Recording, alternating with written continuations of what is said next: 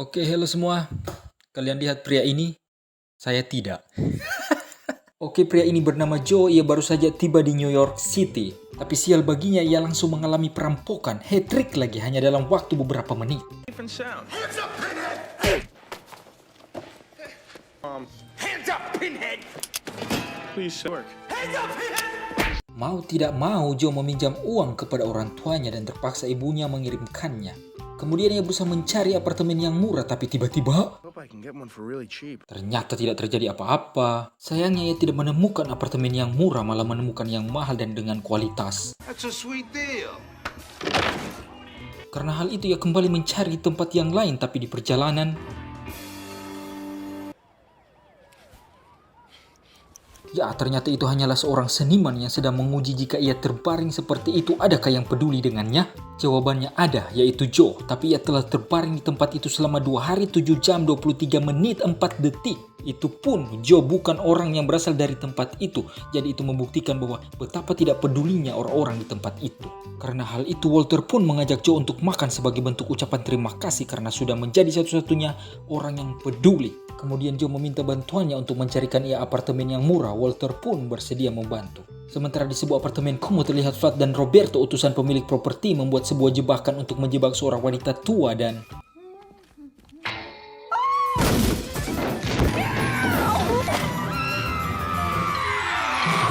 Tapi ternyata wanita itu baik-baik saja. Kemudian ketika sampai di dekat jalan, seketika wanita tua itu tewas. Seketika pula insting-insting bertahan hidup Walter pun aktif. Karena ia mengenal wanita itu tidak memiliki sanak saudara, sehingga ia menyuruh Joe mengaku sebagai anaknya. Joe pun iya-iya saja. Dan otomatis apartemen tempat tinggal wanita tua itu menjadi miliknya. Dan betapa bahagia dirinya, rasanya seperti ada yang menekan tombol subscribe. Asik. Kemudian ia melihat sebuah roti di atas meja. Tepat di saat memakannya, terlihat seekor kecoa di roti tersebut. Ketika kebanyakan orang tidak akan memakan roti itu, tapi tidak dengan Joe, ia terlihat begitu lahap memakannya. Sehingga kecoa-kecoa di tempat itu menganggap Joe sebagai bagian dari mereka. Mari kita kenalan dulu. Ini adalah Ralph dan Rone yang merupakan pemimpin gerombolan kecoa itu. Sedangkan ini adalah Slomo dan Paulie. Hobi mabuk-mabukan, pekerjaan seperti saya tidak jelas. Di saat Joe sedang menelpon ibunya memberitahukan bahwa ia sudah mendapatkan apartemen, ternyata Vlad dan Roberto mendengarkan dan ketahuanlah Joe bahwa pemilik apartemen itu bukanlah ibunya. Dan mau tidak mau, harus mau, Joe dipaksa untuk membayar sewa $50 per bulan. Keesokan harinya ketika ia berangkat untuk mencari pekerjaan, di perjalanan ia melihat seorang wanita cantik. Dan otomatis dari mata turun ke hati, dari hati turun ke pankreas, ia pun jatuh cinta terhadap gadis itu. Namanya adalah Lily, ia bekerja sebagai operator 911, sangat hobi merawat tanaman, bahkan ia memiliki taman di samping kantornya. Tanaman aja dirawat, apalagi kambing. Dan ayahnya merupakan seorang senator Amerika Serikat. Terlihat sang senator bersama Tuan Bianco yang merupakan pengusaha di bidang properti, yang kebetulan merupakan bosnya Vlad dan Roberto.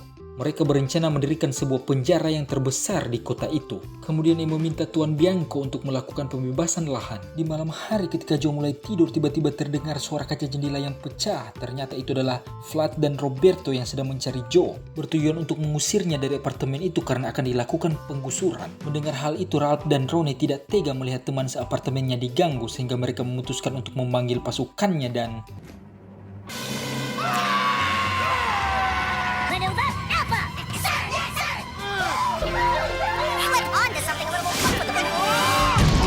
setelah menghajar mereka dengan penuh aura-aura intimidasi, Ralph memperingatkan untuk tidak datang di apartemen ini lagi. Mereka pun ketakutan dan terguling di tangga. Joe pun ikut ketakutan karena melihat kecoa-kecoa itu bisa bicara. Di sini Ralph berusaha menenangkan Joe bahwa Joe sudah dianggap bagian dari mereka karena Joe seorang pemalas dan berantakan. Kok sama ya? Apakah saya juga bagian dari kecoa? Entahlah. Joe pun bertanya, kenapa kalian bisa bicara? Ralph berkata, bukan hanya bisa bicara, kami juga bisa bernyanyi, menari, sampai halusinasi. Keesokan harinya ketika Joe pergi keluar, beberapa kecoa ingin ikut tapi Joe melarangnya. Namun demi untuk menjaga dan melindungi Joe, Ralph pun menyuruh teman-temannya untuk ikut bersama Joe dan inilah yang terjadi. Retardos! Come on in, the cheese is hot. You're fired! You're fired! You're fired! Karena hal itu, Joe meminta Ralph, Rone, dan kawan-kawan untuk tidak ikut dengannya lagi. Keesokan harinya dengan penampilannya rapi dan penuh optimisme, Joe bersiap mendapatkan pekerjaan baru. Tapi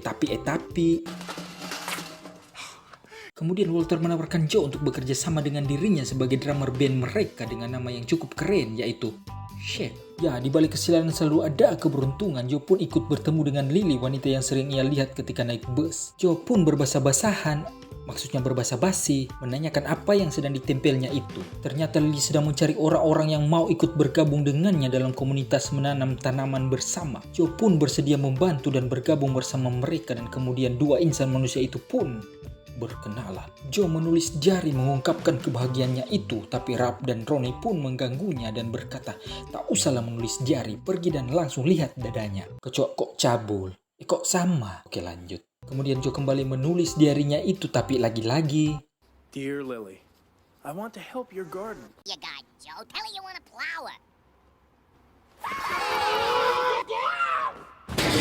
keesokan harinya dengan semangat Cikati 48, Joe mencari pupuk untuk diberikan kepada Lily. Dan kemudian ia menaiki bus dan orang-orang di dalam bus tersebut terganggu dengan bau kotoran yang dibawanya. Tapi namanya cinta, Joe pun tidak menghiraukan. Namun ketika melewati tempatnya Lily,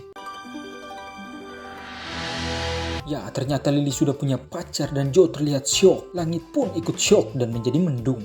Habis pulang kerja, Joe terlihat tak bersemangat. Kemudian Ralph dan Ronnie berusaha menghiburnya dengan memutar film dewasa versi kecoa. The Roach Public Access Channel. Are you ready for something? Get it, you greasy little chick. Oh my God, I'm gonna puke. Kembali lagi kepada Lily, ternyata orang yang bersamanya yang dilihat Joe bukanlah kekasihnya, melainkan ayahnya. Kemudian Lily memberitahukan kepada ayahnya untuk membangun taman di tempat-tempat kumuh seperti East Village, agar terlihat lebih indah, dan hal itu jelas bertentangan dengan keinginan ayahnya yang akan menggusur tempat itu dan membangun LP, Lembaga Persekusi. Bukan dong, lembaga permasyarakatan. Tapi Lily tidak setuju dengan hal itu dan tetap ingin membangun taman. Kembali lagi kepada Joe, setelah beberapa hari tiba-tiba pupuk yang dibawa Joe tumbuh bunga-bunga yang sangat indah. Dan otomatis Joe langsung membawanya kepada Lily. Wanita itu terlihat senang, lalu Joe mengajaknya untuk menonton konser band Sid yang salah satu personelnya adalah dirinya. Dan tibalah di saat konser.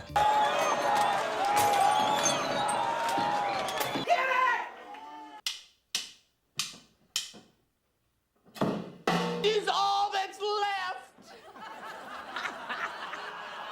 Joe pun kena mental, tapi Lily berusaha menenangkannya. Tapi Joe berkata, tak usahlah menemaniku, pergilah bersama kekasihmu yang kulihat beberapa hari lalu. Lily pun berkata, itu ayahku Ferguson. Dan betapa bahagianya Joe mendengar hal itu. Tapi ketika mereka berdiri untuk menunggu taksi, My place. Joe pun ambil kesempatan dan mengajak Lily ke apartemennya untuk membersihkan diri. Setibanya di apartemen, Joe meminta Ralph, Ronnie, dan teman-temannya untuk jangan membuat kekacauan karena ia bersama Lily. Di saat Joe dan Lily berbincang-bincang, datanglah Ralph memberikan pertolongan pertama. I think you're gonna need one of these, Joe. Dan ketika Joe dan Lily ancang-ancang untuk saling mematuk,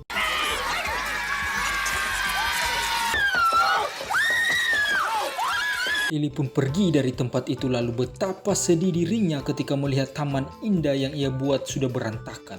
Ternyata pelakunya adalah Roberto dan Vlad. Sementara di apartemen, Joe pun kesal karena sebentar lagi ia akan take off tapi gagal gara-gara teman-temannya itu. Dan perang pun terjadi.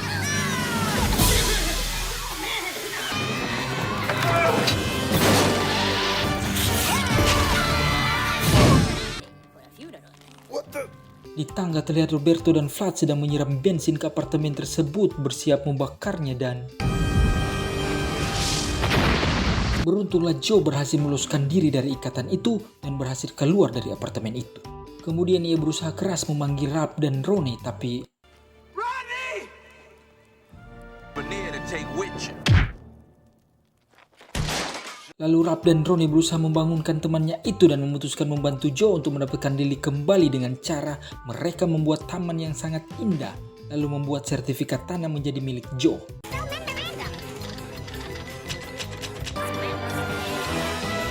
Hey, what's your horseshoe, hey-ho?